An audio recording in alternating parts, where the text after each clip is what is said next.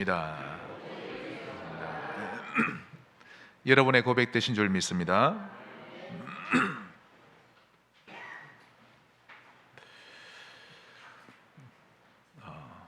여러분의 가정에 복음이 흐르면 행복합니다. 정말 행복합니다. 우리 집은 왜 이리 평안하지 않을까?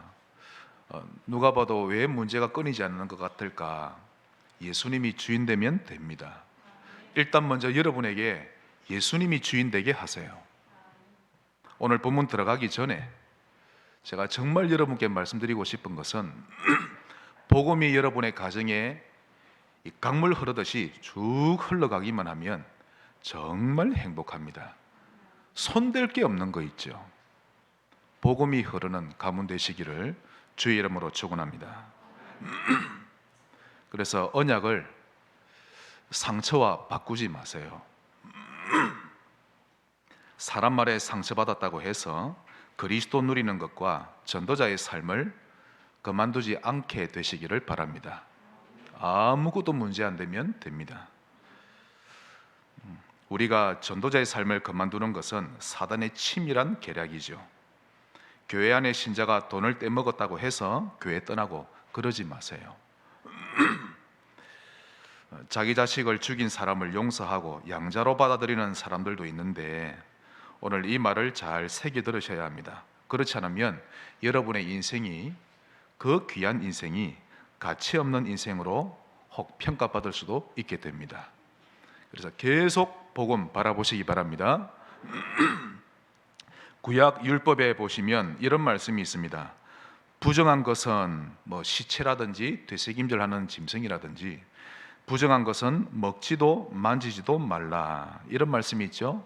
마실 겁니다. 이 말씀은 지금 어떻게 적용해야 되는가 하면 나를 멸망시키는 부정한 것, 즉 불신앙, 원망, 틀린 말, 이런 것들은 먹지도 말고 보지도 말라라는 뜻입니다. 만약 여기에 걸려드는 순간 사단에게 사육되기 시작합니다. 이건 영적인 거기 때문에 나도 모르게 걸려드는 거죠. 영적인 덫에 딱 걸려드는 겁니다. 우리 한번 좌우로 인사합시다. 보아운동. 야곱의 형 에서는 이 보화를 못 봤습니다. 아브라함, 이삭, 야곱, 이렇게 그 가문의 믿음의 조상들을 통해 쭉 들려오던 그 복음에 대한 내용이 에서에게는 보화로 안 보여졌습니다. 맞지요? 노상 듣는 게 하나님, 여호와, 메시아. 그러나 에서는 정작 그 복음이 보화로 전혀 보여지지 않았죠. 그러니 이런 사람은 당장 눈앞에 당면한 상황만 보이고요, 그것만 해결되면 만족해야 합니다. 우리 말씀 한 군데 보겠습니다. 창세기 25장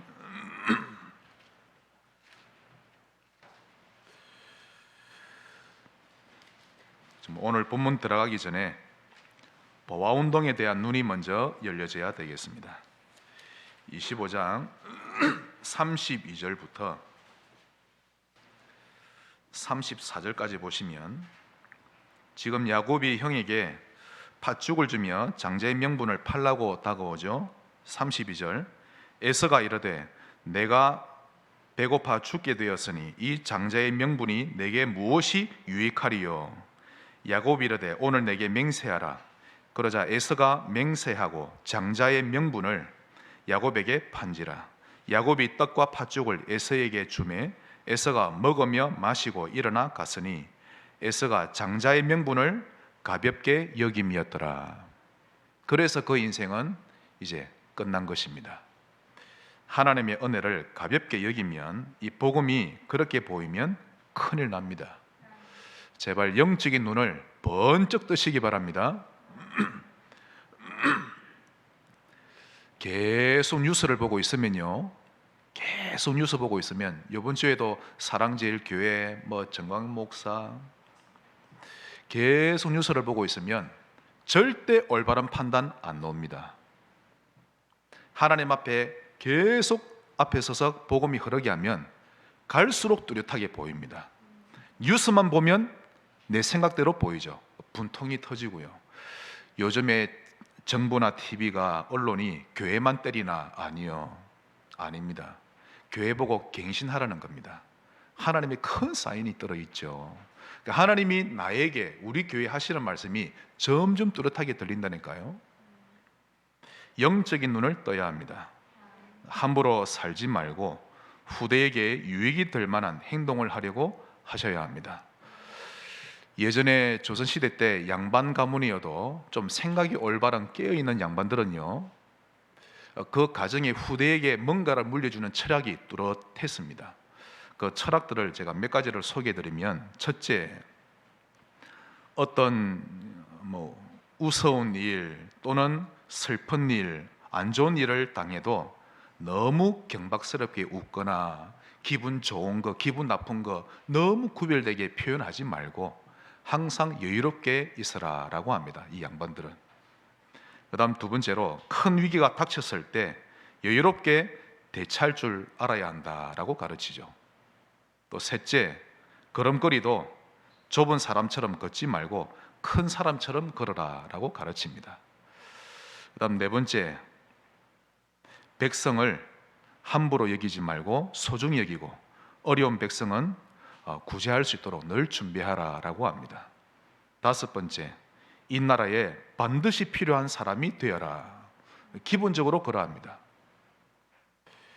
이런 내용들은 현재 대기업의 가정에서도 가르치는 내용이죠. 한마디로 돈 버는 것보다 인간관계를 제대로 할 수 있는 그릇을 준비시키는 내용들입니다. 함부로 살지 말고 후대 살리는 하루하루 사시기를 진심으로 주의 이름으로 축원합니다. 오늘 제목이 보아운동인데요, 교회가 성도들을 보아운동의 주역으로 만들지 못한다면 언젠간 그 교회가 무너집니다. 그건 기정사실이죠. 모든 성도가 보아운동 할 줄 알아야 합니다. 한 번 더 따라합시다. 보아운동. 지금 제목만 봐도 좀 뭔가 스피릿이 오시죠? 아, 이 복음이 보아구나. 아하, 이거 발견하시라는 겁니다. 자, 오늘 세 가지를 통해 하나님의 음성을 듣겠습니다. 첫째로, 오늘 본문에 있는 내용 그대로입니다. 다시 마태복음 13장으로 좀 돌아가시면요, 13장 44절 초반에, 그게 오늘 큰 돼지 첫 번째입니다. 밭에 감추인 보화와 같으니, 이게 오늘 첫 번째입니다. 밭에 감추인 보화와 같으니, 이 밭이라고 하는 것은 이 세상을 말하고요, 내가 현재 머물러 있는 현장을 말합니다. 가정, 직장, 또 나의 동네, 즉 복음이 감추어진 형태로 있다라는 말이죠. 그래서 복음을 비밀이라고 합니다. 골로새서 2장 2절, 그리스도는 하나님의 비밀이라고 합니다. 드러나 있지 않죠. 아무나 아는 것이 아닙니다. 복음은 그 형태가 감추어져 있습니다. 지금 이해를 하십니까? 아무나 아는 것 아닙니다. 제가요, 어떤 여인이 정말 예쁩니다. 키도 조그만한데 얼굴도 살짝 까무스름한데 얼마나 귀엽던지. 근데 그 여인이 귀신 들렸습니다. 언제부터인지 모르겠는데 그 딸이 중고생 때 붙은 걸로 알고 있는데요, 그 부모가 보는 앞에서 눈이 뒤집어지고 거품 흘리고 완전히 넘어집니다. 귀신 들려가지고. 그 아버지는 불교계의 총무입니다. 아주 독실하죠. 그래서 이제 30대가 넘었는데도 귀신이 밤마다 찾아오고 낮에도 찾아오고 온 마을을 돌아다니는 거 있죠. 그래서 제가 그 구의장 권찰님과 함께 가서 복음 전하고 영접하고, 그 다음 하루에 3번씩 예배 드리고요, 완전히 바뀌어지는 거 있죠. 근데 이제 귀신이 그 몸속에는 들어가지 못하고 또 눈에는 보이게 하고 힘겹게 하는데 매일 예배를 드렸죠. 얼마나 많이 좋아졌는지, 얼굴이 까맸던 얼굴이 밝아지는 거 있죠. 그런데 그 부모님 절대 예수 안 믿습니다. 참 독하대요. 그것만 봐도 딱 영적 상태가 보이는데 아무나 이 보화 발견하는 것 아닙니다. 예수 믿게 된 것 감사하시기 바랍니다.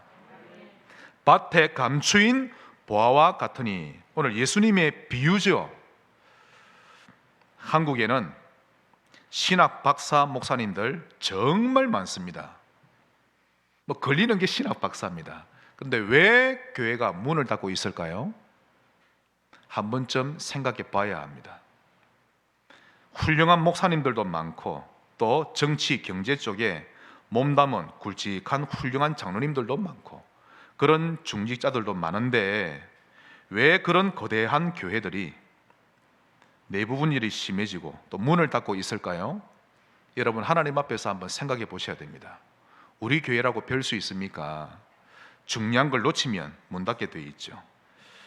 문 닫기 이전에 일단 그 교회 안에 문제가 생기면 성도들이 금세 시험에 빠져버립니다.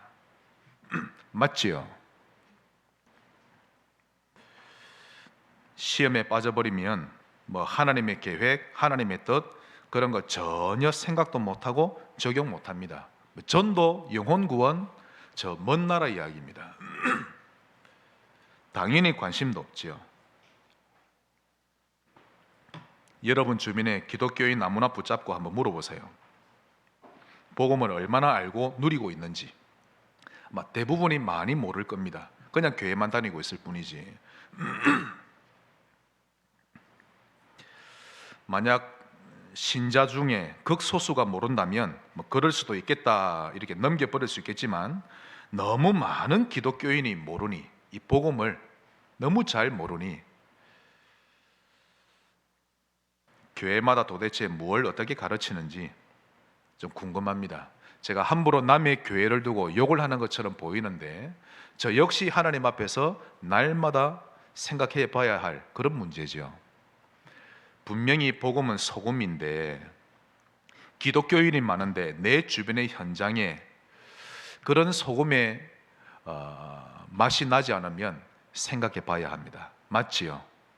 우리가 오늘 하나님 앞에서 정죄를 받는 것이 아니라 내가 가진 복음이 정말 어느 정도인지 한 번쯤 돌아보는 그런 시간 꼭 되시기 바랍니다. 진단하자면 한국과 세계 교회의 진짜 문제는 모든 신자들을 복음으로 해답 결론 못 냈기 때문에 복음으로 결론나도록 도와야 합니다. 철학기도 많이 하도록 돕는 것이 아니라 복음이 보화로 보이도록 도와야 합니다. 그렇게 되지 않으면 그 신자의 신앙생활 뒤죽박죽 됩니다. 이 일에 치이고 저 일에 치이고 교회 왔다 안 왔다 늘 그런 식이 되죠. 우선순위가 뒤집어집니다. 그런데 예수님의 사역을 보면 결국 그의 제자들을 복음 서밋으로 만들어 놓으시죠. 여러분을 만나는 자들이 복음 서밋 되기를 바랍니다. 이 모습이 진정한 교회의 참 모습이죠. 그러므로 야곱 같은 신자보다 에서같이 선택하고 판단하는 신자가 거의 대부분입니다. 이유는 복음을 진짜 모르기 때문에 그 신자의 눈에 사단이 안 보인 겁니다. 좀 전에 소개해드렸던 그 귀신 들린 여인, 복음을 받고 얼마나 기뻐하던지 얼굴빛이 확 환한 거 있죠. 이렇게 확. 그 여인에게는 복음이 보화가 맞지요. 얼마나 기뻐하던지.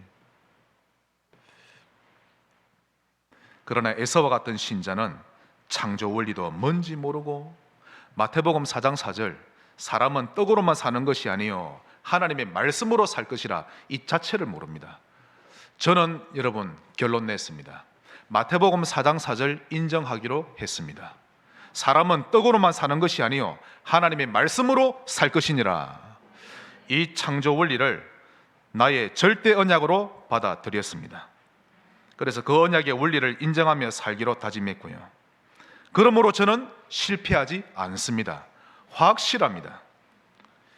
그 말씀을 나의 절대 언약으로 잡았기 때문에. 그러므로 저의 인생은 든든합니다. 저는 절대 진리를 가졌기 때문에. 여러분은 절대 진리를 가지셨습니까? 네, 복음이 보화로 보여야 합니다. 밭에 감추인 보화와 같으니. 그런데 세상 사람들은 참으로 어리석습니다. 진리가 아닌 것을 진리로 잡고 또 약속으로 잡고 살기 때문이죠. 결혼이 다가 아닌데, 애인이 다가 아니고 돈이 다가 아닌데, 여러분에게는 절대 진리가 무엇입니까? 밭에 감추인 보화 꼭 발견하게 되시기를 바랍니다. 큰 두 번째입니다. 이를 발견한 후 기뻐하며.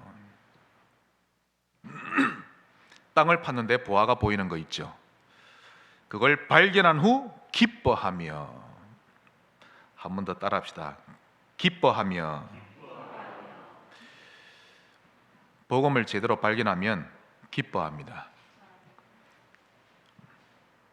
아니, 여러분 한번 생각해 보십시오. 이전에는 하나님이란 존재 자체를 모르고 살았는데, 그러다 영적으로 시달리고 귀신에게 시달리고 가문의 영적 대물림으로 그렇게 고통을 당하다가 복음을 받고 거기에서 해방되었는데, 드디어 하나님을 알게 됐고 천국도 알게 되고, 그런데 심지어 하나님이 내 안에 들어오셨고,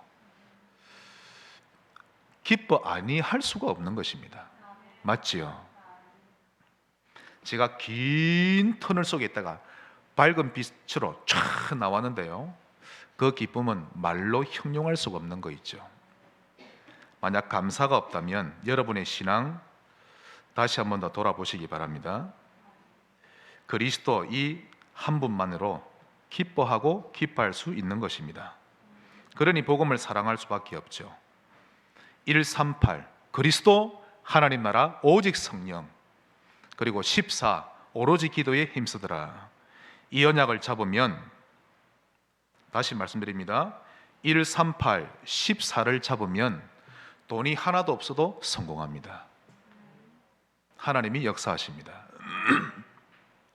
이 언약을 잡으면 완전히 소생불가한 환경 가운데서도 성공할 수 있다는 것을 요셉을 통해 보여주셨죠. 포로로 잡혀왔을지라도 성공할 수 있다는 것을 다니엘을 통해 알 수 있습니다. 언약 잡으세요.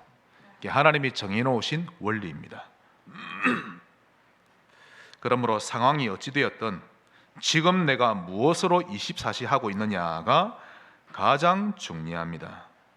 아무리 대성공했을지라도 그의 가슴 속에 언약이 없다면 그는 실패한 것입니다. 하나님이 누군가에게 공부머리를 주셔서 학업적으로 성공하게 하셨는데요, 그런데 성공했는데 알고 보니 그의 가슴 속에 영혼에 대한 구원이 없다? 그걸로 끝입니다.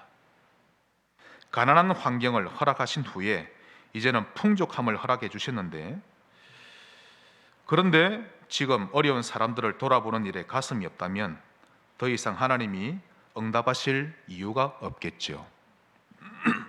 이해하십니까? 우리 교회도 암으로 투병하시다가 완치되신 분이 몇 분 계신데요, 참 귀하게 전도자 생활을 하고 계십니다. 그러나 주변에 둘러보면 암이나 질병을 겪게 하신 후에 하나님이 큰 은혜를 입게 하셨는데 그의 가슴에 영혼 구원에 대한 마음이 없다면 그는 복음 발견이 제대로 안 된 겁니다.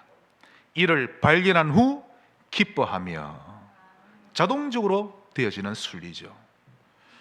한번 따라합시다. 감사합니다. 복음이 보합니다. 네. 이를 발견한 후 기뻐하며. 만약 138이 여러분에게 언약으로 가슴이 없으면 특히 청년들은 힘든 결혼하게 됩니다. 지금부터 최고의 영적 상태로 끌어올리세요. 언약을 딱 잡고 달려가는 겁니다. 결혼 못해도 됩니다. 그 정도로 여러분의 절대 진리가 무엇인지 오늘 결단해야 합니다. 이 언약 없이 산다면 끊임없는 갈등 때문에 평생이 힘들어집니다. 승리하시기를 축원합니다. 마지막 큰 세 번째입니다. 본문 끝에 나오죠. 자기 소유를 다 팔아 그 밭을 사느니라. 이 사람이 옥토입니다. 제가 지금까지 복음 전한 사람 가운데 세 종류가 딱 나옵니다. 한 번은요, 한 가문에 복음을 전했는데 거기에 정말 귀신 들린 아이가 나와버렸습니다. 온 가족이 전도자가 되는 거 있죠. 예, 끝까지 옥토입니다. 그 사람은 전 재산을 다 팔아서라도 그 밭을 사러 갑니다. 맞죠? 그러나 두 번째, 그냥 신앙생활을 합니다.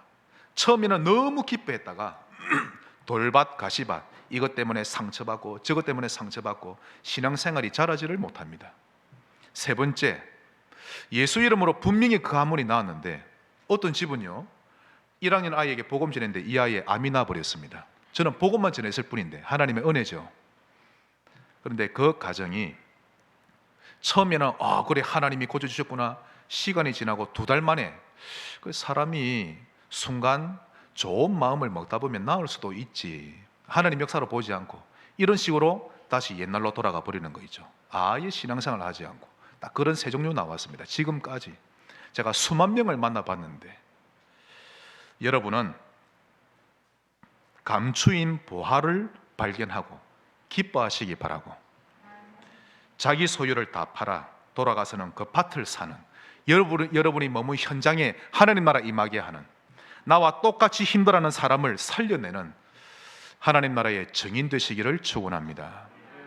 이 사람이 옥토입니다. 옥토. 그러나 거라사인의 지역에 사는 사람들요, 예수님이 귀신 쫓아내 주니까 어이구 저 예수 때문에 우리 집안에 경제가 거들나게 생겼네, 예수님 제발 우리 지역에서 나가주세요. 그가 길가 밭이죠. 길가. 혹 가시밭 돌짝밭이면 나중에 개간하면 됩니다. 맞죠? 그런 소망이 있는데 복음을 발견하면 올바른 행동이 나오기 마련입니다. 자기 소유를 팔아 그 밭을 사느니라. 이게 보아운동의 참모습이죠. 결코 하나님을 두고 갈등하거나 저울질하지 않습니다. 옥토는 절대 그러지 않습니다. 이스라엘 백성에게 늘 가시 같았고 고난의 대상이었던 블레셋, 그러나 사무엘과 다윗에게는 오히려 응답의 통로였죠. 사무엘이 살아있는 동안에는 전쟁이 그쳤더라. 블레셋이 쳐들어오지를 못했습니다. 그러나 열왕기상 14장 30절에 르호보암과 여로보암 사이에 항상 전쟁이 있으니라. 여러분 때문에 전쟁이 그치기를 바랍니다. 그러나 이 언약속에 있지 않으면 늘 전쟁이 있죠.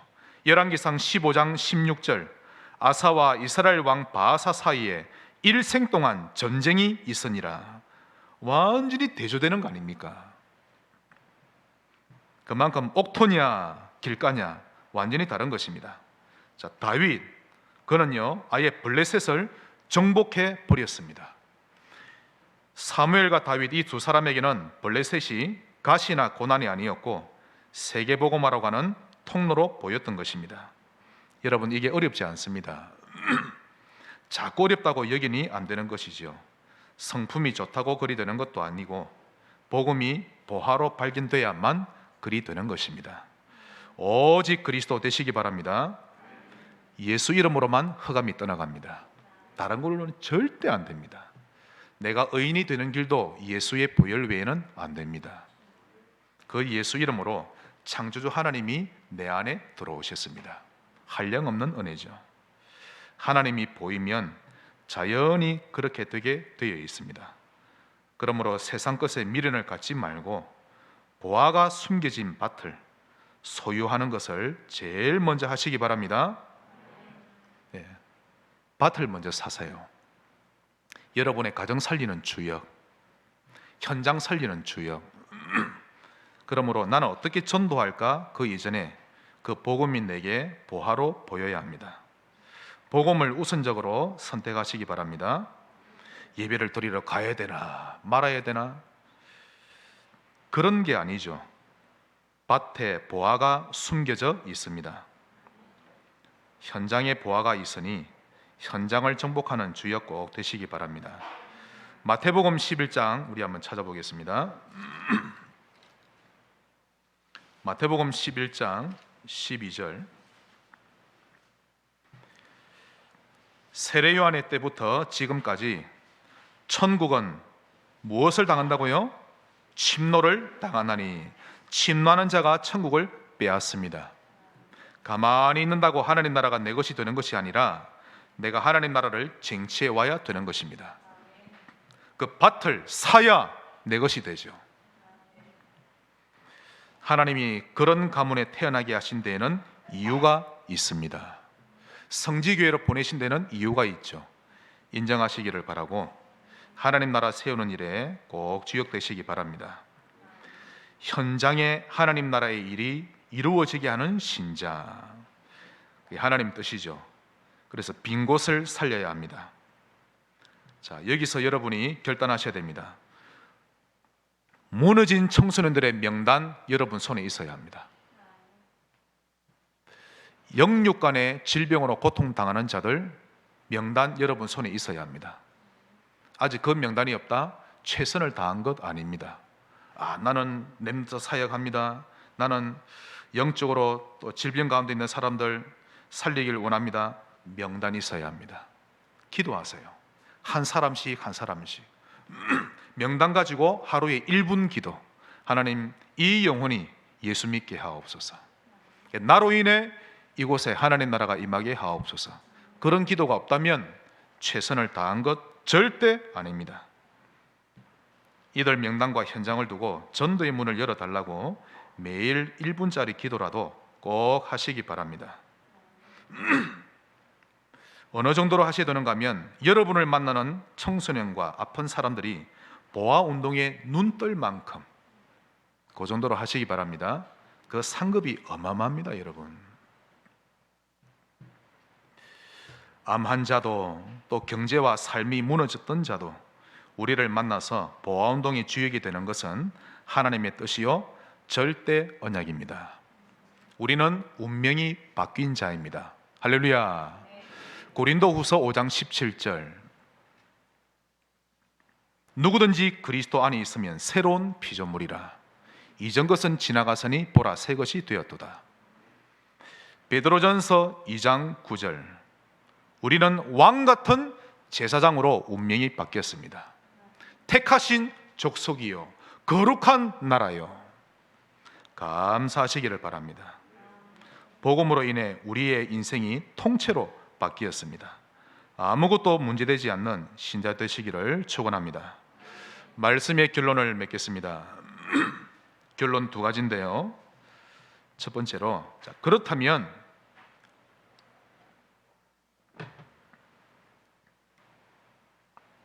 이런 고민을 하나 하셔야 됩니다.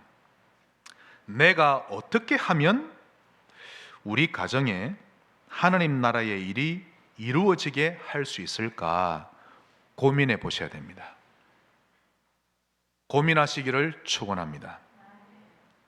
어떻게 하면 우리 가정에 하나님 나라의 일이 이루어지게 하기 위해 내가 어떻게 하면 될까?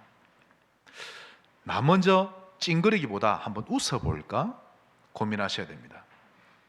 특히 집에 가장 되시는 분이 인상을 늘 쓰고 있으면요, 집안이 거의 흑암입니다. 그렇죠? 아버지 눈치 본다고. 아니면 가족 카톡방을 만들어서 기도문 올리기를 한번 해볼까? 아니면 매주일 저녁 때라도 가족이 다 모여서 포럼하는 시간을 한번 가져볼까? 기준은 하나님 나라가 임하게 하는 일입니다. 하나님 나라가 임하게 하는 일, 복음이 흐르게 하는 어떤 액션이죠. 이런 고민을 해보는 자체가 언약의 여정을 걷는 출발입니다. 실제로 있었던 일인데요, 어느 사업가가 있었습니다. 어느 날부터 이 사업이 곤두박질 치기를 시작하는데요, 완전히 무너지고 그 손해가 이만저만이 아니었습니다. 사업이 뜻대로 잘 되지 않고 많이 무너져 갔는데요, 그러자 그의 얼굴은 늘 어두웠고 늘 내뱉는 말이 짜증이었고 힘들었던 것입니다. 그러던 어느 날 퇴근하고 이제 집 가까이로 가고 있는데 저 멀리서 어린 아들이 아빠 하면서 뛰어오는 거 있죠. 환하게 웃으면서. 그러다가 뛰어다 넘어진 겁니다. 대부분의 아이들은 어떻게 하죠? 웁니다. 그런데 아이는 바로 일어나더니 웃으면서 아빠 하고 달려오는 거 있죠. 그때 이 남자가 생각했습니다.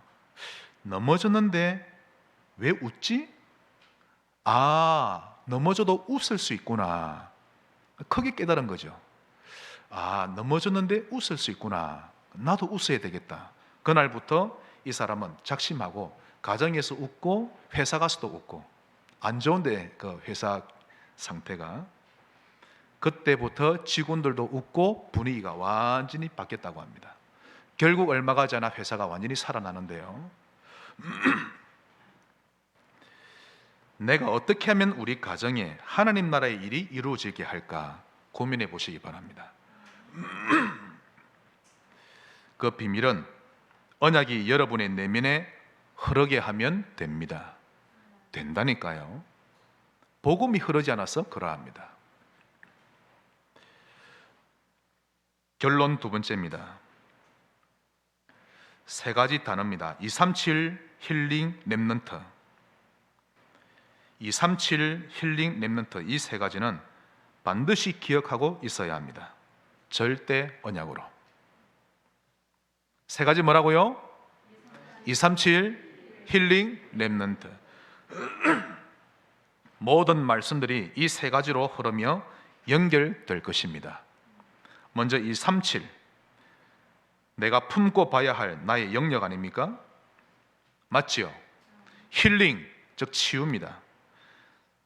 사람들에게 깊이 박혀있는 창세기 3장, 6장, 11장의 문제로부터 우리가 치유해 주는 것이 본질적인 사역 아닙니까? 여러분 때문에 힐링 되시기를 바랍니다. 세 번째로, 결국 렘넌트가 미래의 재앙을 막을 주역입니다. 저는 지금도 확실히 믿습니다. 앞으로 성지교회에 또 저에게 바알에게 무릎 꿇지 않고 입 맞추지 아니한 순수한 렘넌트 제자 나올 겁니다. 7천 제자. 7천 명은 상징적인 의미죠. 45지역은 우리 1단계일 뿐입니다. 237을 살릴 그런 바알에게 무릎 꿇지 않고 입 맞추지 아니한 그런 렘넌트 제자 나올 겁니다. 함께 동력하시기를 바랍니다. 그러므로 내가 응답받아야겠다라고 하기보다 내가 언약 속에 깊이 들어가야 되겠다라고 결론 나야 합니다. 이해가 되시기를 축원합니다. 하나님이 왜 내게 빨리 응답하지 않으시지? 이게 아니라 나의 가슴 속에 늘 언약이 흐르게 해야겠다라고 판단해야 합니다. 그러면 정확하게 응답이 올 것입니다. 승리하시기를, 또 보아운동의 주역 되시기를 주의 이름으로 축원합니다. 하나님 감사합니다. 복음이 보아로 발견되게 하시고 보아운동 일으키는 주역으로 쓰임받게 하옵소서. 예수님 이름으로 기도합니다. 아멘. 191장 봉헌 찬송 드립니다.